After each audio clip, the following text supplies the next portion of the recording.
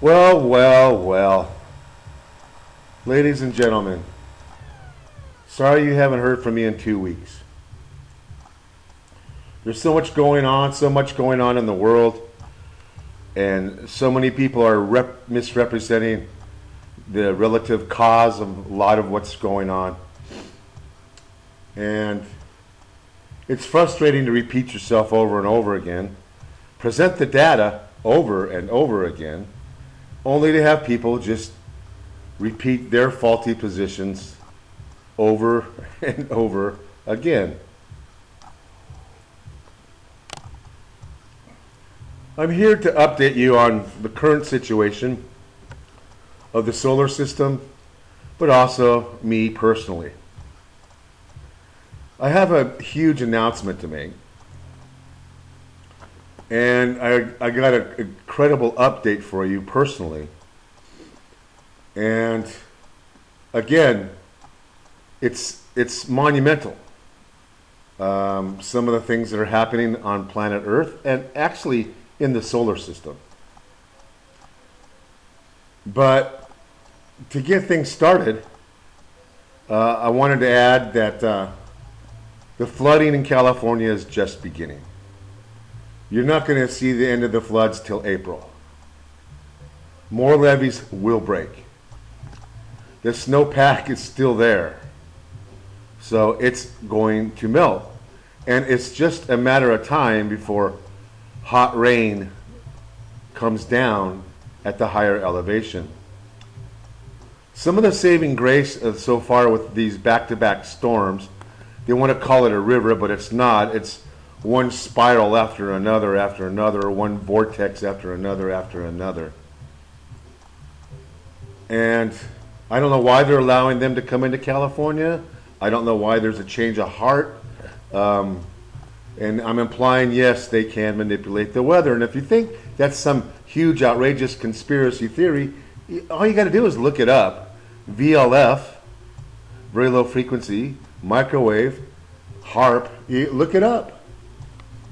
And you can create low pressure and high pressure.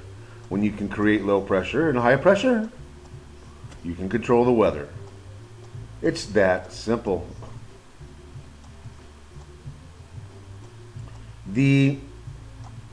But I don't know why they're allowing this in. I guess they're at the point where they want to push water restrictions and price gouge people with respect to water and produce and anything that has anything to do with water. Maybe the intent is to push people out of California. However, it's, if you can control the weather, you can prevent drought. So if there's a drought anywhere, then it comes to reason that it's intentional, which is a crazy thought. I know, it's a crazy thought. But Kimberly has predicted, and she's always right, that there's going to be more levee breaks. And we made a video almost 2 weeks ago about the upcoming flooding that had already started, and that there is more property damage to be had. If your intent is to destroy crops, flooding can do it, but so can heat, which is always been my main concern. And I was going through, get this, a video I made about a large comet hitting the sun in 2012.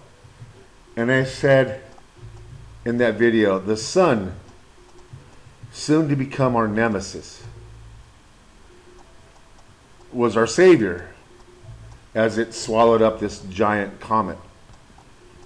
But, so back in 2012, I knew something was wrong with the sun. We set out on a mission to figure out what that was. And a lot of times we were looking at helium not as a cosmic ray. We were looking at helium as a fuel for the sun for fusion, because the fusion of helium is a larger energetic event than the fusion of hydrogen. But we couldn't detect anything that would indicate the sun was going micronova, which is a fallacy, by the way. Micronova is a fallacy. And when the sun collapses, it will go red giant. But that's not for a few more million years. The entire situation is perplexing because a lot of what's happened in the last 2 or 3 years has been predicted. And it has been predicted not by one, but several people. Even insiders were blowing the whistle. So it's not like it should have come as a surprise when we had this pandemic. And people were talking about this a long time ago. And so it's to me, it's always important to get your spiritual house in order.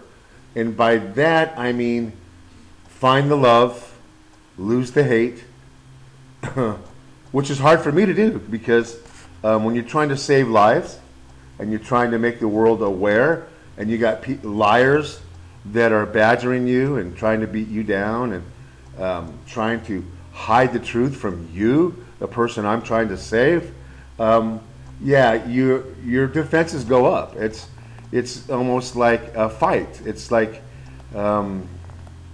it's you or them, and so you have to go into another mode sometimes to punch back. And growing up, I never did punch back. And I was the youngest child in a large family, and the crap always flows downhill. Bullied by older neighbors, but I fought back. And in high school, I fought the bullies. I went into boxing because the girls were saying, "Well, you're too nice. You're too sweet. You're like a brother." So I'm like, okay, well, I'll go into boxing, and when they watch me knock somebody out, they won't think I'm so sweet anymore. And the surprising thing was, it worked. That's the surprising thing. But I got to update you on my current situation. There's some education here to be had, very important education. And of course, what I'm going to tell you is probably going to not filter into the right hands, but at least this information. As you know, as have many people that have treated cancer successfully, end up with an aggressive form of cancer. It's happened to 2 of my naturopaths in the same year, the same disease, the same aggression. You don't get diagnosed with cancer and die a week later. You don't do that. That has not been the pattern. But that's what's happened in this country. And I think of Robert Harrington, the chief of naval astronomy, having pain in the back. And a lot of the cancers start and present pain in the back for several reasons. But he was dead in 2 weeks. Other people, LBJ's illegitimate son, Jack Ruby. A lot of people have of very subjective interests, people that have ties to military, people that have ties to Navy, people have ties to government, CIA, FBI, those types, world leaders suddenly getting sick and dying from aggressive forms of cancer. The Shah of Iran, Ferdinand Marcos, I think the Venezuela president. So they have different ways to induce cancer.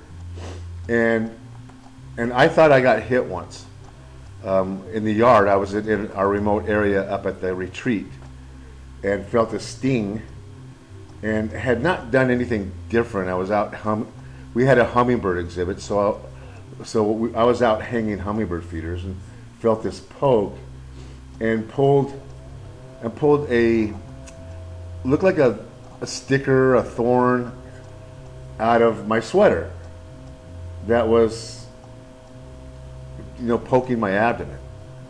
And I pulled it out intact and looked under a microscope, and it looked like a T. But the top of the T swiveled. It rocked back and forth, creating a plunger-like effect in the hollow but very tiny and brittle shaft. It was very sharp. The tip was beveled like you would a hypodermic needle. And I thought, well, now I can see how they could do this. They put an oncogene, which is a cancer-causing gene, into this, or something very, very toxic and carcinogenic. They hit you with an air gun. And then as the thistle, whatever you want to call it, catches the fabric on the outside of your skin, it opens up the plunger. It catches the edge, makes something that looks like the letter L into something that looks like the letter T, activating the plunger and inducing a toxin or whatever it is they want to induce. So, it was no surprise to me when I followed suit with two of my naturopaths.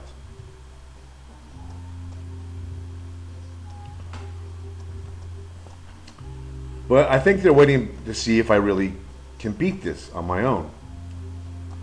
But, so I want to share with you some stuff that's going on within the medical community. It's regarding antibodies and vaccines against cancer.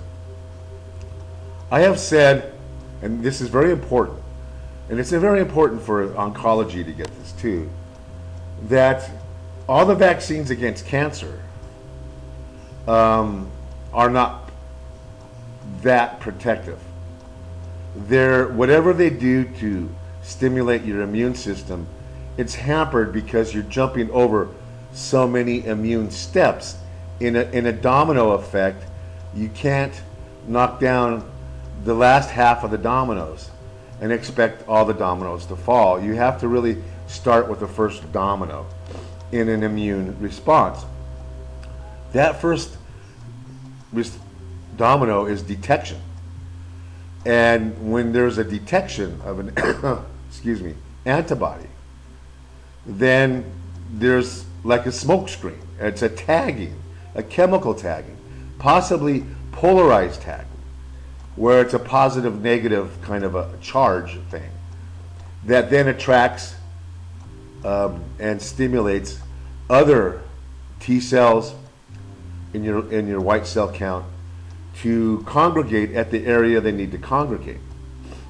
The problem with tumor vaccines is you jump over the tagging process, and you could train your white cells to attack certain cancers, inject those white cells into your body, and they'll attack the cancer, but they will do so sporadically. It's happenstance. It's when I bump into you, I'll neutralize you. But there's no rallying to a point of your entire immune system. So when you get a tumor vaccine, a dendritic cell vaccine, where they train your cancers and they grow your white cells in a lab and they expose it to antigen, and then they grow and they train these white cells to attack that antigen and then eject them back in so they can go to work. The problem with that is once you use up those white cells, once they neutralize, neutralization is what it is. You neutralize a cancer cell, but you also neutralize the white cell. It's a suicide kamikaze kind of a thing. You get one shot with your white cell, and when it attacks, you use up that white cell. So eventually, you use up that immunity, and you have a response to your cancer. And if you're lucky, there's a cross reaction somewhere that allows your immune system to make antibodies against that specific cancer. The problem is advanced cancers suppress your immune system with more than one immunosuppressive enzyme. Some of the new immunologies that you hear, can buy you more time if you have cancer. That's how they work. and they neutralize some of those proteins that shut off your immune system, allowing your immune system to detect the cancer cell. But when you use up that antibody that they've injected into you, the cancer goes back to making immunosuppressive enzymes. And then all of a sudden, they go invisible to your immune system again. So it's very important if you get an immunological therapy, it's important to keep spilling those proteins that trigger an immune response. And at the same time, it's important to inhibit the cancer from making those enzymes that suppress the immune system. So if you can do that, if you can suppress its metabolic ability to make these proteins that suppress the immune system, and you could cause a rapid turnover of the cancer cell so that it spills these antigens, these things that your body doesn't like, you can take a dendritic cell vaccine and keep it working for 6 months to a year. Otherwise, you're looking at just a few months of activity. Well, so because of the cost of vitamin C infusions, like 50 grams for $500 in California is ridiculous. When Karen had cancer, she was getting 75 grams for about $1 a gram, actually. And so she was paying $80 for 75 grams. And now that the cost is almost $500 for 75 grams, down to $300 for 75 grams. So, and that's as cheap as you're going to get. Well, you're going to run out of money pretty quick because you're looking at, a minimum of 6 months of therapy on high dose vitamin C. People do not understand, even naturopaths who do these therapies don't understand that you're starving your cancer cell. So that, the adage is, this disease is going to kill you quick. It's a war kind of mentality. It's a battlefield mentality. Kill or be killed. Kill them, as many of them before they kill you. And if you take that approach to your natural therapies, you'll have therapeutic responses, but you'll gradually lose to the disease. And because when you kill something too rapidly, it spills seeds. Like when you cut down a tree with viable fruit, and the fruit lays on the ground, and then somebody comes, gathers it up, and gathers all your clippings and takes it to the dump. Well, 2 years later, you have new fruit trees that are sprouting in the ground because the fruit was viable. The seeds were viable. However, when you starve the tree and you let it die from drought and it withers up, it consumes its own fruit. It consumes its own materials and nutrition. Then when you cut the tree down, you don't spill a thing. So that's the whole idea behind natural therapies. So if you were trying to starve your cancer and you let it eat for 1 hour out of a 24 hours day, you're not going to starve your cancer. Think of your own cells. If somebody was trying to starve you, but you got to eat for 1 hour out of a 23-hour day, you're not going to starve me. I may lose weight, but the bottom line is you're not going to starve me. And metabolically, I will decompensate. Metabolically, I'll become less strong. And that's what you want with cancer, and that's what happens generally when people do these therapies. But if you are trying to really beat this disease, your blood levels of therapeutic substance cannot fall down for an hour or 2 hours out of a day. You have to maintain a constant blood level of pro-oxidants that interrupt cancer's ability to do one thing, and that's ferment glucose. Now you notice my lungs are kind of tight. I got fluid. I'm short of breath. Well, I just want to share with you that I had to do a stopgap measure because of funds, because of money. I'm spending a lot of money on these infusions. November, I was diagnosed with metastatic disease and never received treatment till March. Now, if you think that's scope of practice, that's not the standard. The standard is early intervention, early detection. But that doesn't exist anymore because cancer has become a plague in itself.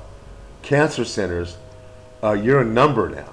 You stand in line to check in like you would in an emergency room or like you would in a doctor's office.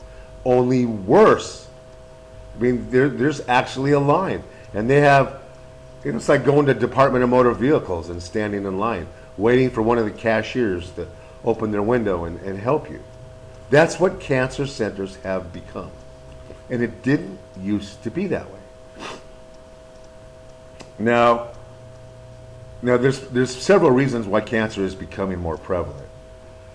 And that's a whole nother video.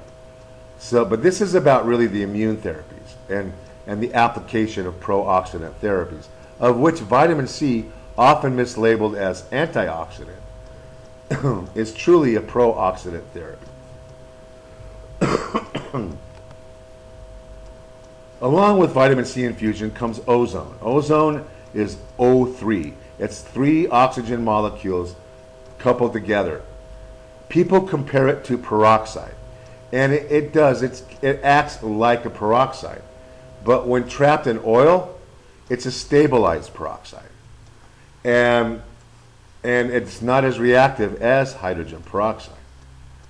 But when you bubble your blood in O3, it doesn't kill your red cells. It actually turns your blood bright red. So the cells are absorbing the hemoglobin, the red cells are absorbing that oxygen. So, and peroxides are hard on red cells. Your body makes incredibly powerful enzymes to break down pro-oxidant, a reactive oxygen species of chemicals, mainly OH, hydroxy chemical group. and hydroxy and a reactive oxygen are highly alkaline. So if you had, too much in your bloodstream, your alkalinity would change. But our body does a great job of maintaining that pH in a very, very narrow range. So if you can keep these cancer cells from metabolizing, if you can cause a rapid turnover and get a cancer vaccine, you can make that vaccine work for a long period of time, 6 months. So I know this, and was going to get an immunotherapy, and I know what was going to happen. But we're in uncharted territory. This is a clinical trial, and my goal is to leave behind as much information as I can that will help the fellow man. That's my mission. Leave behind information. It may get buried, it may get smothered, but secrets of the universe you cannot keep secret forever and from everybody. So here we go. Enter into the clinical trial. I get accepted. I go in for my first dose of a monoclonal antibody that's supposed to neutralize the immunosuppressive enzymes so that your body can pick up on some of these proteins and attack the proteins. So naturally, what they do is they give you the antibody and the chemo at the same time, trying to get you to spill some of that protein so that the monoclonal antibody will activate and then stimulate the rest of the immune system to detect the cancer cells. But once the monoclonal body is neutralized, then the cancer cells go back to hiding. So it's a limited effect. It's temporary. But man, the cost is going to be incredible. And I've been in arguments with oncology about some of this. But so I knew what was going down. I knew how to make this therapy work better. So before I went in to get my monoclonal antibody, the day before I did 75 grams of vitamin C IV with 5 cc's of DMSO as a vector to help it absorb. I could tell I was already having a response. I could tell I was spilling a little bit because I'd been on these therapies now for a while. And I had taken some heavy minerals, diatomaceous earth, volcanic clay, heavy, periodic table, heavy minerals, because those penetrate cancer cells. There's a reason they attach platinum to chemotherapy agents. Chemotherapy, once again, is a pro-oxidant therapy. Even radiation creates free radicals. That's pro-oxidant.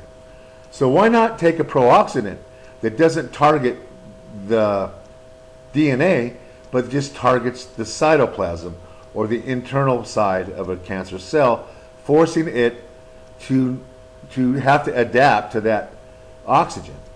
Because things that ferment glucose, like cancer, like all plants, like all green plants, they give off oxygen. They're getting rid of oxygen because it prevents fermentation. So I'm spilling. I go in, I get my monoclonal antibody, and immediately my heart goes into arrhythmia. And they give me medicine, and I've done this before, and by the time you get to the emergency room, you're back in normal rhythm. And I've done that like 3-4 times now. Go to the ER with abnormal rhythm and only to be discharged with regular rhythm. So I didn't get the Taxol, the chemotherapy agent, which is what I wanted. I didn't want that crap.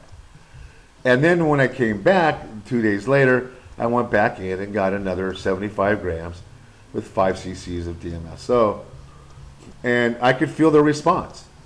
When they drew my blood in the ER, my white cell count jumped in just 2 to 3 hours. It sprung forth.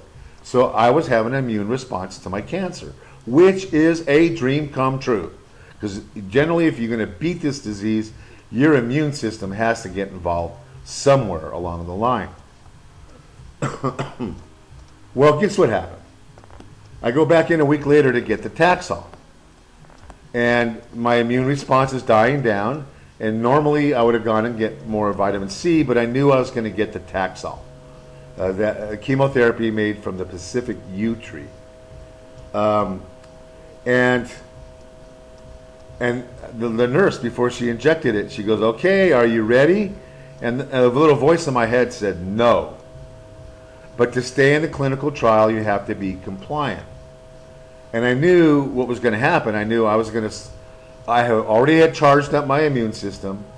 I have suppressed all these immunosuppressive enzymes with this monoclonal antibody that has neutralized this. That when she gives me the Taxol, I'm going to be killing even more cancer cells and stimulating even a greater immune response. The unfortunate thing is when you give Taxol and you put it in the bloodstream, you can't take it out. Vitamin C flushes out rapidly. You're talking 5,000 milligrams a day. That vitamin C flushes out. So after 3 days, your blood levels drop significantly. So if you have a reaction to that, it's a short-lived reaction. But Taxol, it hangs out in your body for a week to 10 days. So I came back home from the clinical trial and started noticing my belly was swelling. And it had nothing to do with my intestines. And I was getting short of breath, getting tight.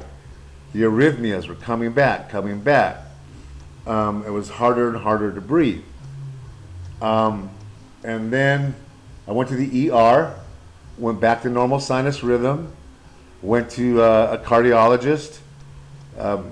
They say I have sleep apnea, and sleep apnea, I found out, is a huge trigger for atrial fibrillation. So if you have AFib, you need to get a sleep study done, because that's a huge contributor, and that information I did not know personally.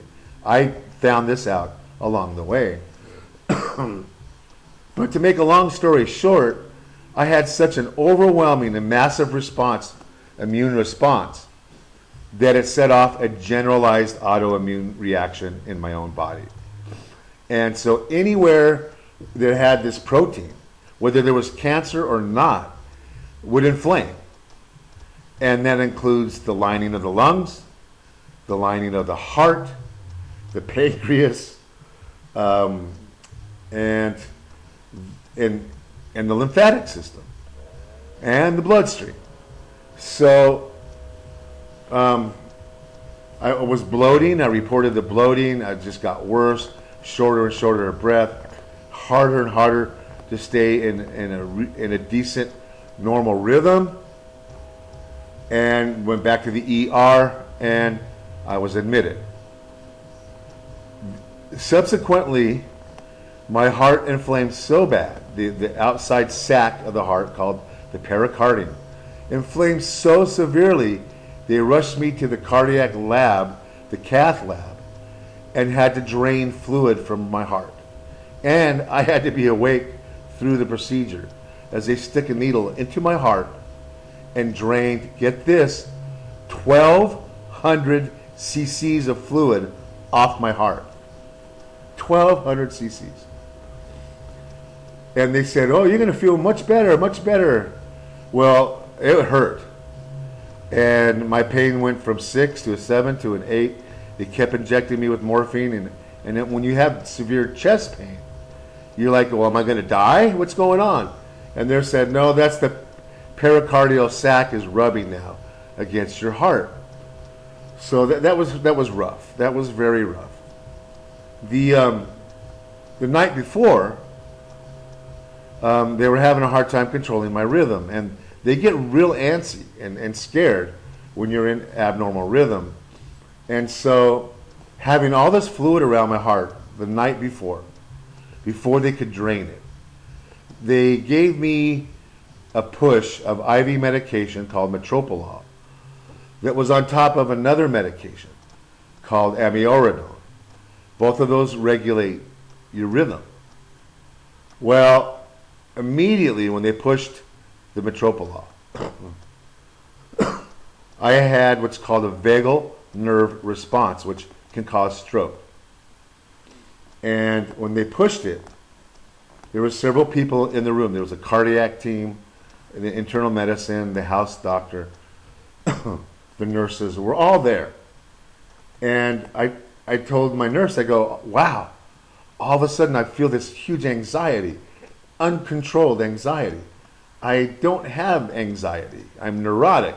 I'm not anxious. And I'm like, this is weird. I feel really, really anxious, very fearful. And the next thing you know, all these alarms start going off, and people rush in, and there's a code team in my room with a crash cart and electric paddles, and people wearing badges saying code team. And the first thing they do is drop the head of my bed and elevate the foot of my bed, because my blood pressure dropped to 60/40. And so basically I just laid there with all this blood rushing to my head, and conscious the whole time. And I bargained with him to raise my head a bit. It was so uncomfortable. But eventually, that vagal nerve response wore off. And a vagal nerve response can cause seizures, cause fainting, and can cause stroke. So once this got taken care of, then next day I went down to the cath lab. they decided there was so much pressure on the heart that when they gave them metropolol, it caused me to have what is called the vagal nerve response. So that was that was not fun. And so when they came back with a lower dose of metropolol to push, I refused it. I'm like, give me an oral. And they're like, well, we think it was because of the pressure on your heart that when we gave you the metropolol, you had a vagal nerve response. And I said, if there's a 5% chance of me going through that again, I don't want to take that 5% chance. I have AFib for a long time. I'm on blood thinners. Just give me the oral medication. So, and they worked with me. One of the best hospitals in the country. I'm so fortunate to have been there. So here we are. Now they drain blood from my heart, and then they put a tube into my heart with a drain in it to drain off excess fluid. So another 300 cc's. So my pericardial sac was holding over a liter of fluid around my heart. Wow, huh? So now, get this. So I have, we all have, we talked about this, about the failure of fascia due to the extreme ultraviolet. And a lot of fascia in your belly. Well, I was having that separation, and each time I coughed, it got worse and worse. And early on in my stay, I asked for an abdominal binder to help maintain the integrity of that fascia so I wouldn't tear any more fascia coughing. So after all the CT scans and everything, I found out I had pulmonitis, inflammation of the lining of the lung, pleurisy, another type of inflammation, pneumonia. But the other thing I saw and they found is I threw blood clots to my lung. So I'm dealing with fluid around the heart, inflammation of the lung, pneumonia, and a pulmonary embolus. All at the same time. And if I were in any other hospital, I probably would not be here talking to you today. And so they had me on heparin, a blood thinner, because of the pulmonary embolus. Well, one night, all of a sudden, I roll over and I feel a tear in my belly. I cough, I'm laying flat, my abdomen's stretched, and I cough and I ripped something in my abdomen. And immediately blood started to fill in my abdomen. Oh, this is exactly what I was worried about from the start. It was going to complicate things immensely. So the blood was filling up so fast, and a hematoma, it was like the movie Alien, where you start to see a lump in the guy's stomach. And as this hematoma, the bleeding continued, I could feel the fascia in my stomach ripping away from the muscle and from the abdominal wall. And for the first time, I got to know what a pain scale of 10 actually was. So, the nurses were on it. They paged the house physician. They paged the cardiac team. And again, for the third time now, there's a code team in my room. And I'm gripping my belly and I'm using my hands to try to clamp and hold together the part of my belly that was separating. And the lump, I could feel it growing. It was hard as a rock, and it was starting to extend from the mid-abdomen down to the belly button, but also from the mid-abdomen up to the pectoral muscle, up above the ribs, above the diaphragm. So then that put pressure on the diaphragm. That made it hard to breathe, made it hurt even more to cough. So all of a sudden now, I'm bleeding, and I'm on heparin. So what do? They shut off the heparin. So, and I'm getting to know my code team pretty well by now. So I'm gripping my stomach, and they're asking me, they want to see my stomach. And I said, I'm not letting go. I got a clamp on this separation. I don't want to until you can assure me you have a surgical team ready to rush me into the OR, I'm not letting go. You can't see this. You know, you can press underneath my hands and feel the lumps. And I go, but until I'm assured that you got a surgical team that will respond immediately, I'm not going to unclamp something that's bleeding. And so 15 minutes later, they came back in. They said they had a doctor on standby and they had a surgical team ready to intervene if I needed one. They had two surgical teams, actually. One to open me up and the other to put a device into an artery and go up and try to seal off the bleeding from a bleeding vessel. So next thing I know, you know, they have me in CAT scan. There's one blood vessel that's bleeding, you know, so by the time I get back, you know, they've already pumped me full of so much morphine and it didn't even help. It didn't help. And then they gave me Dilaudid and IV, and it totally relaxed me. It even relaxed my abdomen. And so I finally let go of my abdomen, and they're like, "Oh my God, look at what's happening there." And so now, you know, I have a pulmonary embolus, a blood clot. They're trying to help prevent from getting worse with the heparin. Now they can't treat it because of the bleeding. So they pretty much snowed me for the next day or two to keep me from coughing. And I was getting breathing treatments around the clock. And they had to hold my heparin for 3 days till the bleeding stopped. Well, it stopped eventually, and my abdomen softened. They restarted the heparin. My pulmonary embolus did not get better. Did not get any worse. And my AFib came under control. And, you know, by day 9, I was up walking in the hallways. I was breathing room air. And I was pretty much staying in normal cardiac rhythm. So what happened is when they gave me that Taxol, I spilled more of those proteins that the monoclonal antibody targeted.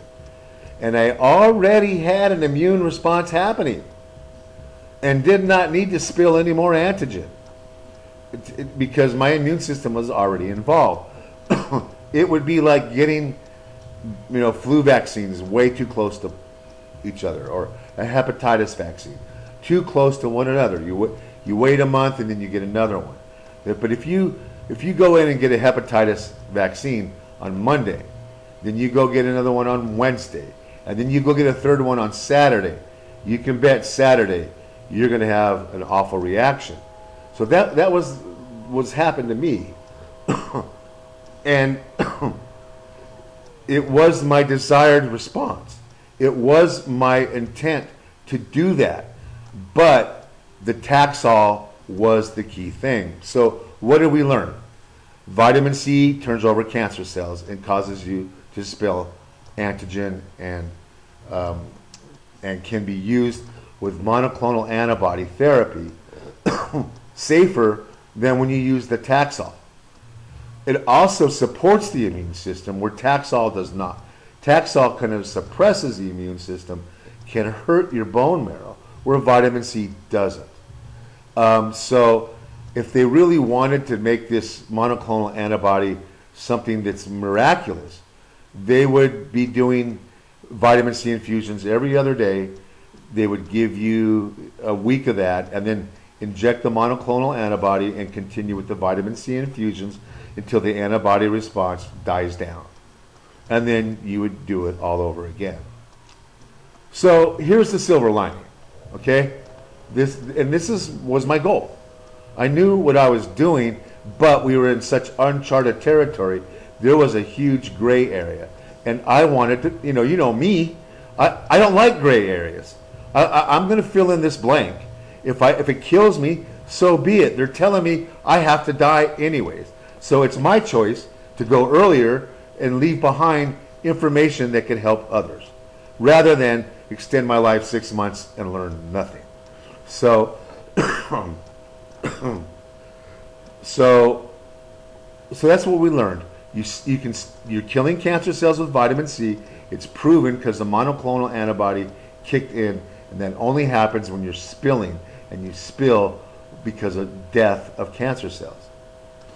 Number two, that an overall aggressive immune response, although harmful to your organs, which can heal, was also harmful to the cancer. All of my lymph nodes that you can press and feel, they've shrunk down almost to normal size by now. And they have my immune system actually shut down. They're pumping me full of cortisol. So this immune response dies down. But I'm still having an immune response. My white cell count continues to try to climb, even though they're suppressing my immune system. Why? Because I did what I set out to accomplish. I set out to get my immune system not to just passively treat this disease, but to actively recognize it and attack it. So now my markers are trending to normal. My swelling and the lymph glands are almost down to normal. But as you could tell by my voice, I'm extremely beat down. I'm short of breath. I fatigue easily. My color's not that great yet. But man, what I have learned. And one final note, and I have to say this, and I'm going to put up a video of me playing the piano at a cancer center, and I have a huge announcement to make. Back when I started getting hacked and harassed, I felt like I had to present my channel as a team, which was a team, but there were people coming and going. And I felt like there was a community of researchers that were helping me. But so I used the term we all the time. Well, I knew that nobody would believe that one man couldn't have all this knowledge and then also play the piano from a spiritual point of reference. They could put their fingers on the keyboard and play music that they've never heard before. And and it kept me out of the copyright situation to have my own music, but it also allowed me to market that music.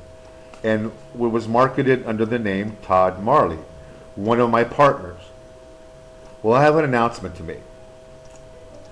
I go by BP2. That was my original channel name, BP2. That was and Todd Marley was the second person who helped with research, who chimed in and would sign in under Todd Marley. Well, I'm Todd Marley. I'm the guy who plays the piano in all of those videos. It's not Todd Marley, it's me. And I did it to protect myself, to present myself as a group and not as a single individual, because single individuals get squashed like the little cockroaches we are. But now they know who I am. They know what I am. They know where I live. I mean, so, they can do with me what they want. But, I'm a value. I'm an asset to anybody who wants to use me as an asset. I could be a hired gun. I could be a consultant. Even for those people that I would consider evil.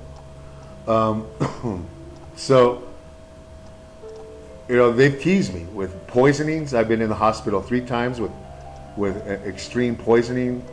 They are unable to identify the stomach toxin. That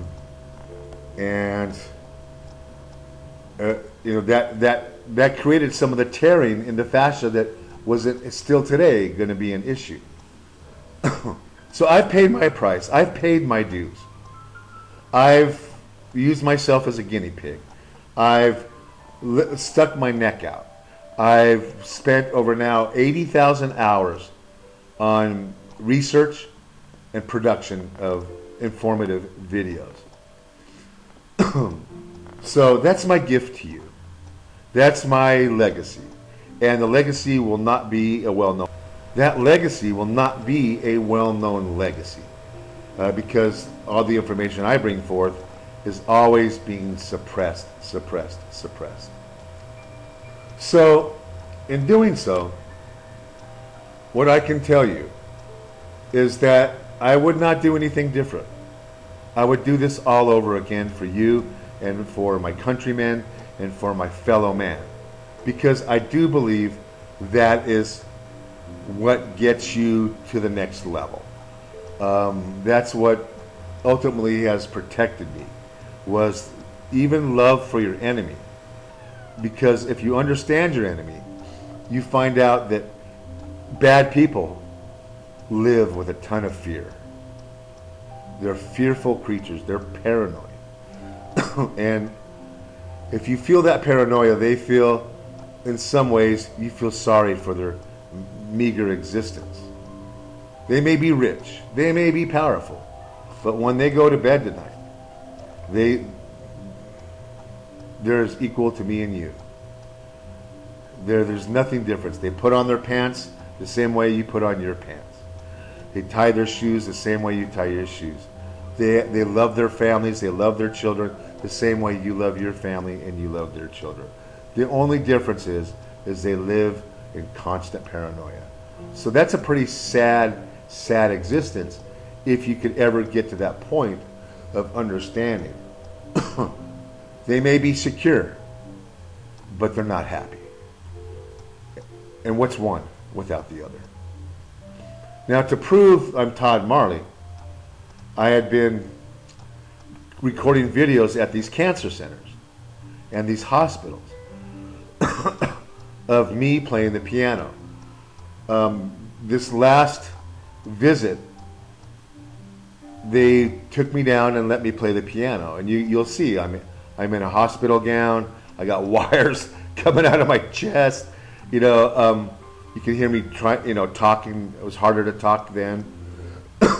But one thing I haven't done is really channeled music. I go on when I play familiar notes, familiar chords, familiar left hand, familiar right hand, because to really tap in to the other side, for lack of a better description, because I don't know really what's going on when this happens to me. But all of a sudden, it's as if somebody else is taking control of my fingers and playing the piano for me. That's the best description I can do. When that happens, the music comes out flawless. It comes out beautiful. You make people feel things just with the notes, not even needing a lyric. And it's pardon the expression, it's orgasmic. And I hadn't done that since COVID, because every time I do that, it's hard on me.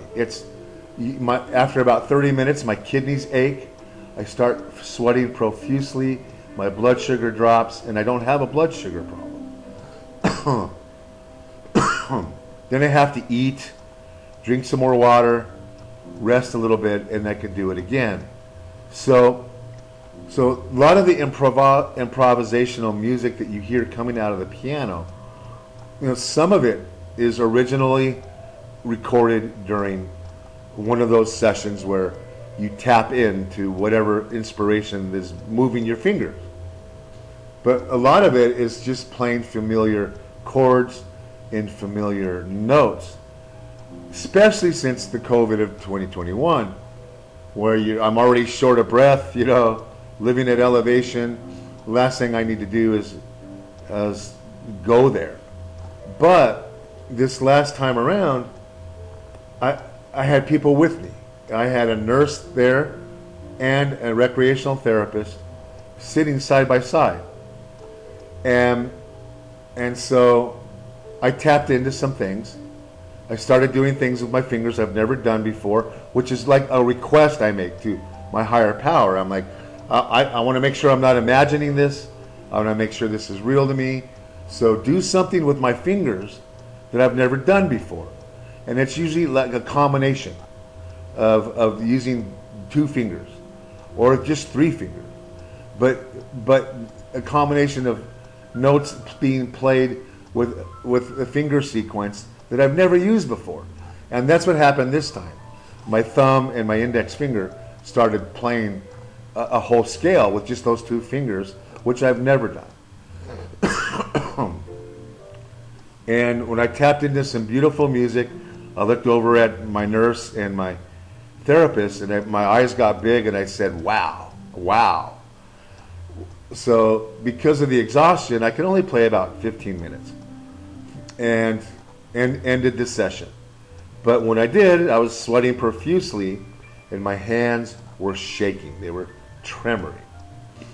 And then the one last thing I just want to say, because it usually gives away your location when you identify at certain hospitals, but they know where I am, and they can come get me anytime. So I was at the Mayo Clinic, and I want to tell you right now, they'll take several different types of insurance. They'll even take Medicare. If you have a medical emergency and you have a Mayo Clinic near you, it's almost worth it to travel an extra hour just to get there. I would not, with any medical situation, trust anybody more than the Mayo Clinic. At all times, I had a nurse with me. When somebody came to wheel me to cath lab, wheel me to x-ray, wheel me to CAT scan, wheel me to MRI, there was an RN, a registered nurse, after their name. I was being transported by a nurse. So if anything happened to me en route, they could deal with it right there in the hallway and not have to wait. Most of the time, I had 2 nurses. Not 1, but 2. So that when I put on my call light, the longest wait I ever had was 15 seconds. The doctors maintain their rotation. One day you get a doctor, this doctor, next day you get that doctor, and I maintain same doctors for 3 days, sometimes 4 days in a row. So you saw the same guy every day. Sometimes they came in.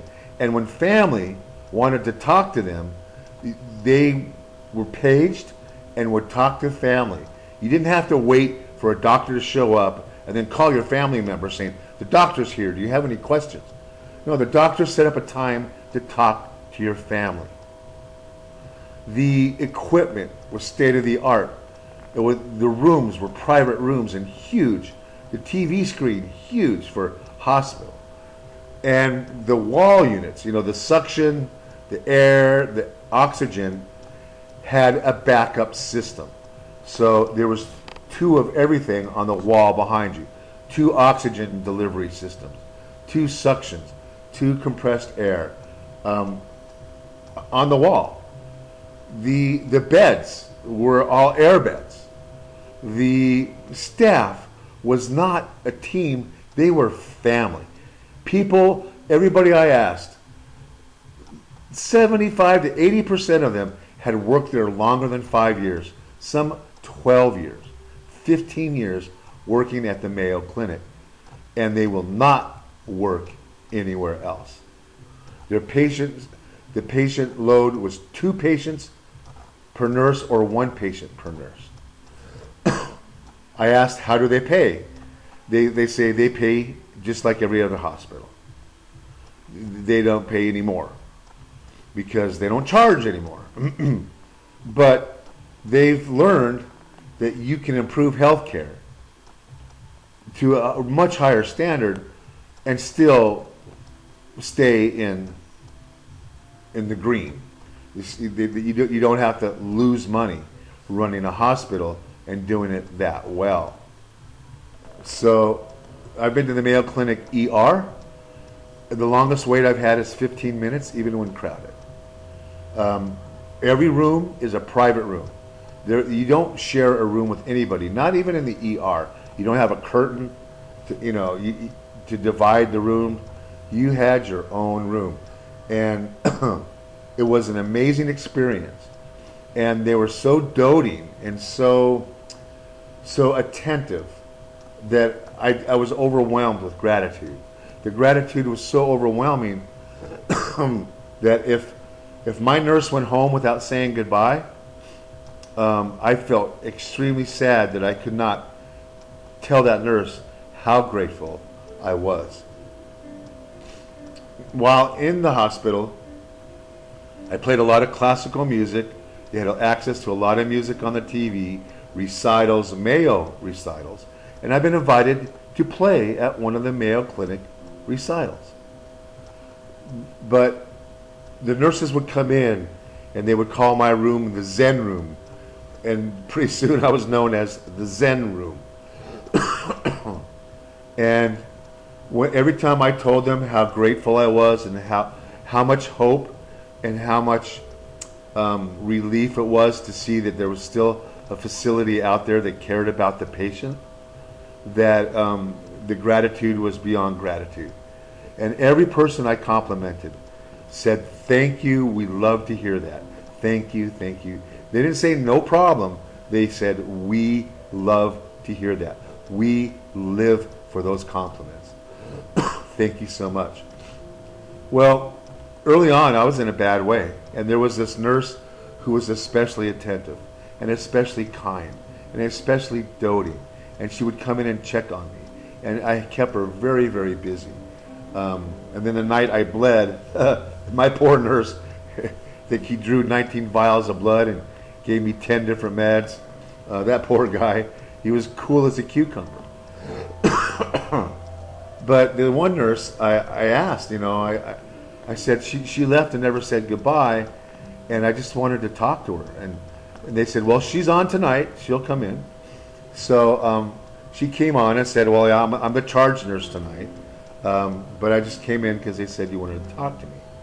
And I told her, I said, I was just afraid that I was never going to see you again, and I would never get to tell you how incredibly grateful I am for the care and concern that you exhibited and the compassion that you had exhibited towards me personally. And I told her, this is an overused expression. Sometimes it's even manipulative. I go, but I want you to know you are an angel. And I meant in every sense of the word, you're an angel, and I'm so grateful that I had you on the night that I had you, because I really needed somebody like you. And she came over and she grabbed my hand. She squeezed it. She put her hand on my shoulder, and she just said, "Oh," she was like just very, very pleasant, very, very affectionate, actually. And she said, "Thank you so much." She goes, "You're one of the best patients we've ever had. All the nurses have said how much they love working with you." And she says, "So the same goes to you." She gave it right back to me. So anyways, that's where I've been for the last 14 days. And while you haven't heard from me, following this video, once I get it uploaded, I will be putting up some of the music that I played at the Mayo Clinic. Just so you can see and hear my voice and see that it's me playing the piano and not some made up guy named Todd Marley. Todd Marley is me. And I'm Todd Marley, but I'm also BP2. I felt like for my safety and security, I needed to go that route. But now, they figure out who you are eventually. So until next time, be prepared, not scared. And just as a reminder, if you wanted to just help me out with anything, if you wanted to show your gratitude for the 80,000 hours and the sacrifices and the pains and the ER visits and all of that, if you just wanted to send a small thank you, it would be appreciated. And you could look me up on Patreon as the Higher Truth Rises. And I understand if you can't, because times are tough.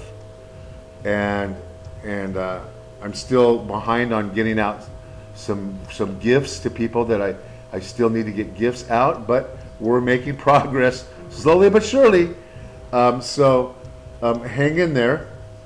Be prepared, and don't be scared, because we all got to go through this together.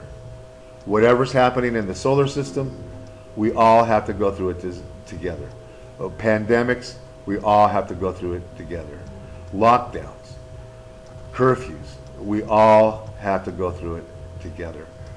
Floods, drought, they're all going to touch our lives one day or another. And we all have to go through it together.